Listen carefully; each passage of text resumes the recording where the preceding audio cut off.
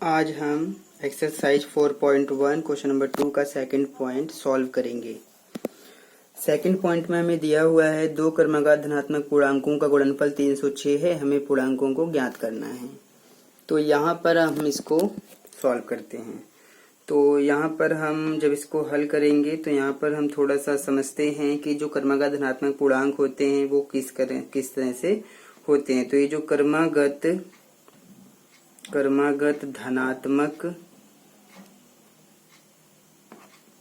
धनात्मक पूर्णांक जो होते हैं वो इस तरह से होते हैं। जैसे मान लीजिए पहला x होता है, दूसरा x+1 होता है, फिर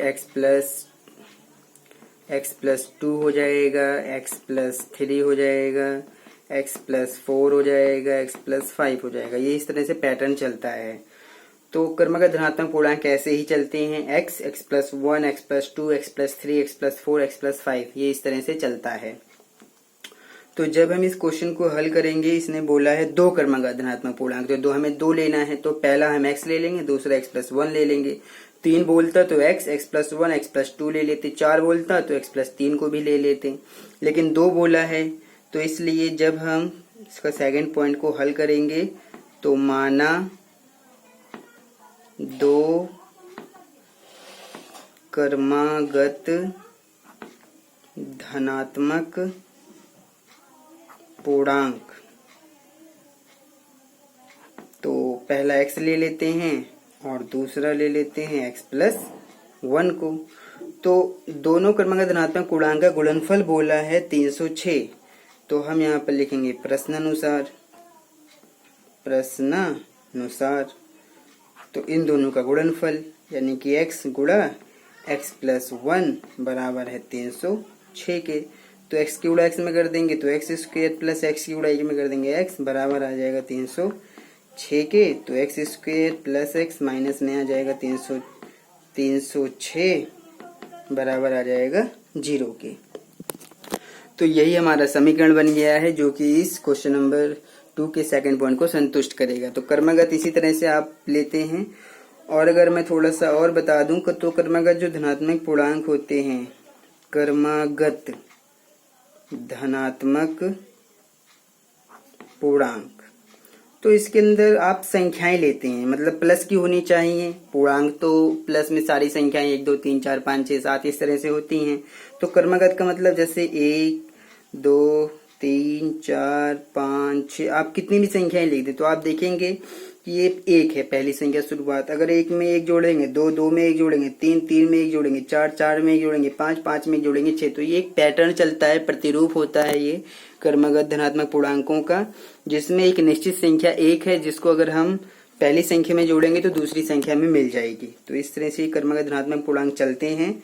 तो लेकिन जब हम क्वेश्चन सॉल्व करते हैं तो हमें नहीं पता होता है कि वो दो क्रमागत धनात्मक पूर्णांक कौन से हैं। तो इसलिए हम पहला x मान लेते हैं, दूसरा x+1 मान लेते हैं। 3 बोलता है तो x+2 ले लेते हैं, 4 बोलता है तो x+3 ले लेते हैं। तो इस तरह से लिया जाता है, आप इसको ऐसे समझ सकते हैं। इसके बाद अब हम इसका थर्ड पॉइंट लेते हैं। तो थर्ड पॉइंट में हमें दिया हुआ है, क्या दिया है, कह रहा है कि रोहन की माँ उससे 26 वर्ष बड़ी है और उनकी आयु का गुणनफल अब से 3 वर्ष पश्चात 360 हो जाएगी। हमें रोहन की वर्तमान आयु ज्ञात करनी है। तो रोहन की वर्तमान आयु को x मान लेते हैं। तो यहाँ पर हम लिखेंगे माना रोहन की वर्तमान आयु, तो इसको हम बराबर मान लेते हैं x वर्ष। तो x वर्ष हो जाएगा ये।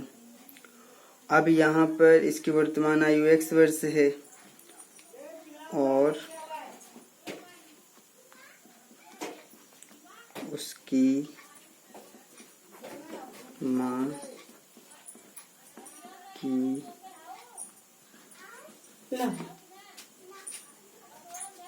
वर्तमान, कहाँ धरू लाला?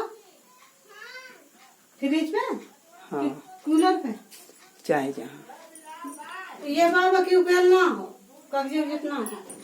और उसकी माँ की वर्तमान आयु बराबर आ जाएगा क्वेश्चन में कहा गया है क्योंकि रोहन की वर्तमान आयु को x वर्ष मान लिया गया है तो उसकी माँ की वर्तमान आयु को क्या मानेंगे। तो रोहन की जो माँ है उससे 26 वर्ष बड़ी है तो हम मान लेंगे x प्लस 26 वर्ष, यानी कि x प्लस 26 वर्ष। तो रोहन की वर्तमान आयु x है और उसकी माँ की वर्तमान आयु x प्लस 26 वर्ष है। तो 3 वर्ष पश्चात कितना हो जाएगा, इसने बोला है उनकी आयु का गुणनफल अब से 3 वर्ष पश्चात 360 हो जाएगा। तो 3 वर्ष बाद, तो पहले हमें 3 वर्ष बाद जाना पड़ेगा। तो यहाँ लिखेंगे 3 वर्ष बाद। 3 वर्ष बाद रोहन की आयु, अभी रोहन की आयु x है तो 3 वर्ष बाद कितना हो जाएगा x प्लस 3, और माँ की जो आयु है अभी तो x प्लस 26 है तो 3 वर्ष बाद कितना हो जाएगा, अभी तो x प्लस 26 है 3 और जुड़ जाएगा तो ये हो जाएगा x प्लस 29। तो उसने बोला है उनकी आयु का गुणनफल अब से 3 वर्ष पश्चात कितना हो जाएगा 360 हो जाएगा। तो अब यहाँ पर हम दोनों का गुणनफल 3 वर्ष पश्चात जाएंगे, तो यानी कि जब प्रश्नानुसार हम इसको हल करेंगे प्रश्नानुसार, तो ये 3 वर्ष पश्चात में दोनों की आयु ये है तो दोनों का गुणनफल करो, x प्लस 3 गुणा x प्लस 29 बराबर है 300, कितना बोला था 360। तो हल करते हैं, तो इस ब्रैकेट की गुणा इसमें करना है तो x की गुणा पहले x प्लस 29 में कर लेते हैं और फिर ये जो 3 है 3 की गुणा भी x प्लस 29 में करेंगे तो बराबर आ जाएगा 360 के। तो x की x में करेंगे तो x स्क्वायर प्लस 29 की x में कर देंगे 29x, 3 की x में कर देंगे 3x और 3 की गुणा 29 में करेंगे तो ये आ जाएगा 3 9 27 के साथ हासिल 2, 3 दूनी 6 और 2 8, 87 आ जाएगा बराबर 360। तो इन दोनों को जोड़ देंगे x स्क्वायर प्लस 29x और 3x, ये हो जाएगा हमारा 32x प्लस का 87 माइनस में आ जाएगा 360 बराबर कर देंगे 0 के। तो x स्क्वायर प्लस 32x, अब 360 में से 87 को घटा देंगे क्योंकि प्लस माइनस में है। तो जब हम 360 में से 87 को घटा देंगे तो ये आ जाएगा हमारा 273, तो 273 बराबर 0 आ गया। तो इस तरह से हमारा ये समीकरण बन गया है जो कि इस स्थिति को संतुष्ट करेगा। अब हम 4th पॉइंट की बात करते हैं। तो 4th पॉइंट यहाँ पर हमें क्या दिया हुआ है, 4th पॉइंट में वो कह रहा है कि एक रेलगाड़ी 480 किलोमीटर की दूरी एक समान चाल से तय करती है। यदि इसकी चाल 8 किलोमीटर प्रति घंटा कम हो जाती है तो उसी दूरी को तय करने में 3 घंटे अधिक लेता है। हमें रेलगाड़ी की चाल ज्ञात करना है। रेलगाड़ी की चाल को यहाँ पर x मान लेते हैं। तो माना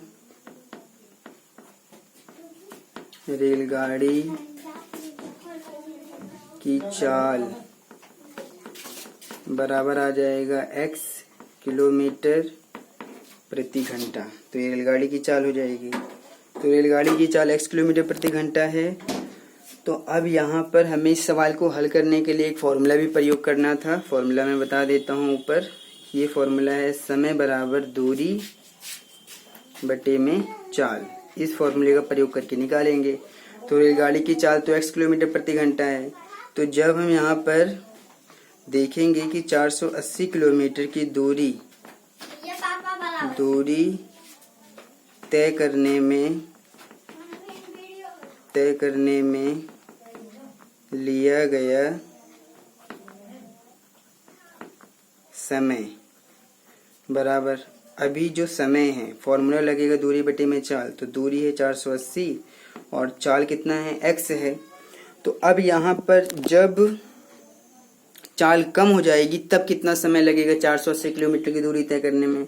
तो अब हम यहाँ पर लिखेंगे जब चाल 8 किलोमीटर प्रति घंटा कम हो जाती है तब 480 किलोमीटर, क्योंकि दूरी वही है, क्वेश्चन में कहा है कि उसी दूरी को तय करने में 3 घंटे ज़्यादा लगते हैं, तो दूरी वही है, तो बस चाल कम हुई है। तो 480 किलोमीटर की दूरी तय करने में लिया गया समय बराबर। तो फॉर्मूला दूरी बटे चाल, दूरी कितनी है, दूरी यहाँ पर है 480। तो चाल जो है पहले x थी लेकिन 8 कम कर दिया गया है, तो ये बन जाएगा x माइनस 8, ये चाल बन जाएगी। तो अब जब हम इसको प्रश्नानुसार देखेंगे, जब हम इसको प्रश्नानुसार हल करेंगे तो ये ऐसे हल होगा। यहाँ पर 480 बटे में x माइनस 8 माइनस 480 बटे में x बराबर 3। अब उसने बोला है 480 किलोमीटर की दूरी तय करने में 3 घंटे ज़्यादा लगते हैं, तो मैंने बराबर 3 के कर रखा है। अब यहाँ पर माइनस क्यों किया है, क्योंकि ये पता लगाने के लिए कि जब उसकी चाल 8 किलोमीटर प्रति घंटा कम हो जाती है तो उसको कितना समय और अधिक लगता है 480 किलोमीटर की दूरी तय करने में, इसलिए मैंने माइनस का निशान लगाया है। और इसमें से इसको घटा देंगे तो ये बन जाएगा। तो अब इसको बना लेते हैं। जब इन दोनों का एलसीएम लेंगे तो x माइनस 8 और ये x भी रहेगा और बराबर आ जाएगा 3 के।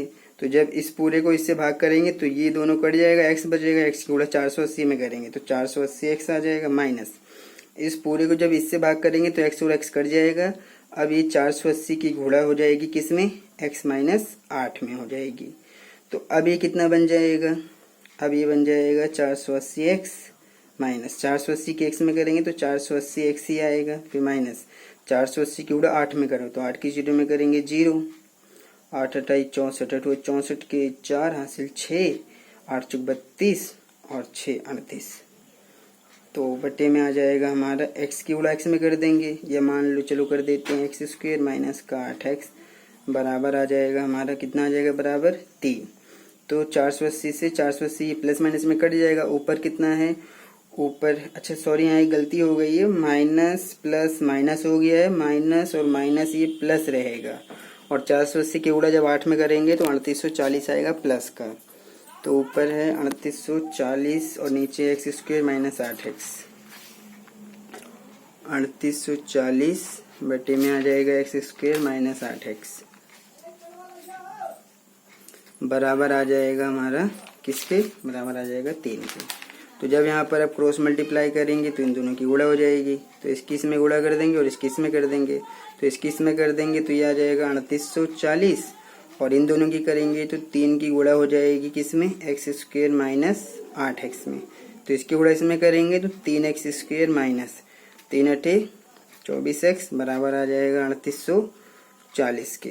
तो ये आ गया 3x स्क्वायर माइनस का 24x और ये इधर माइनस में आ जाएगा 3840 बराबर कर देंगे 0 के। अब ये पूरा समीकरण आप देख सकते हैं 3 से कट जाएगा, तो इसको जब 3 से काट देंगे तो ये बन जाएगा एक्स स्क्वायर माइनस 3 अठे 24, ये एक्स आ जाएगा माइनस, इसको जब 3 से काटेंगे तो 3 एकम 3, 3 दूनी 6, 3 अठे 24 बराबर आ जाएगा 0 के।